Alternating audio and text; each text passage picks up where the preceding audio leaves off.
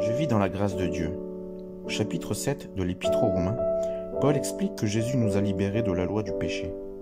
Sans loi, le péché ne peut exister, car il est l'infraction à la loi.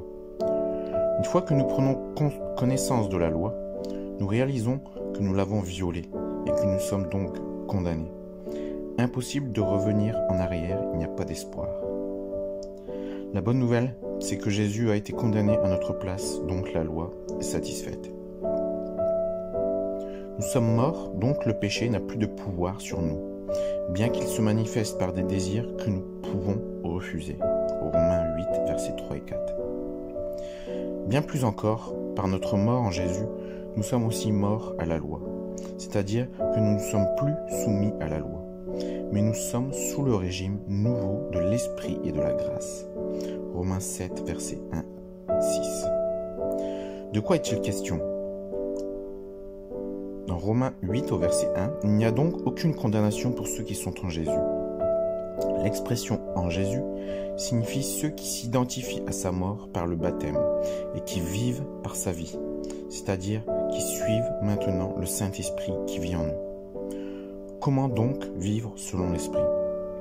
C'est ici un point important. Pour être libre de la chair, vous ne devez pas lutter contre elle ou essayer de la maîtriser, car elle est ennemie de Dieu, s'opposera toujours à l'Esprit de Dieu et est incapable de s'y soumettre. Romains 8, versets 7 et 8. En essayant par vos propres forces, vous risquez de vous retrouver à nouveau dans la situation de l'homme sans Jésus que Paul décrit en Romains 7, versets 14 à 17. Bien que vos chaînes soient brisées, vous n'avez pas plus de force en vous-même. Votre force vient uniquement du Saint-Esprit. Dieu ne vous laisse pas seul avec vous-même, votre chair, attendant que par vos efforts, vous réussissiez à être saint. Non, il a mis son esprit en vous, le Saint-Esprit habite en vous. C'est d'ailleurs la preuve que vous appartenez à Dieu. Romains 8, verset 9. Il n'est pas ici question du baptême dans le Saint-Esprit, mais de la nouvelle naissance. Jean 3, versets 5 et 6.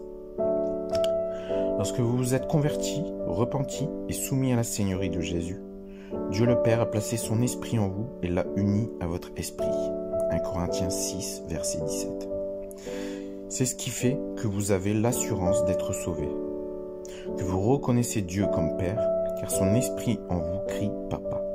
Romains 8, 16. Votre rôle consiste donc à ne pas écouter les désirs de la chair et du péché, et à écouter les directives du Saint-Esprit en vous et dans sa parole. Laissez-vous donc conduire par lui. Romains 8, verset 14.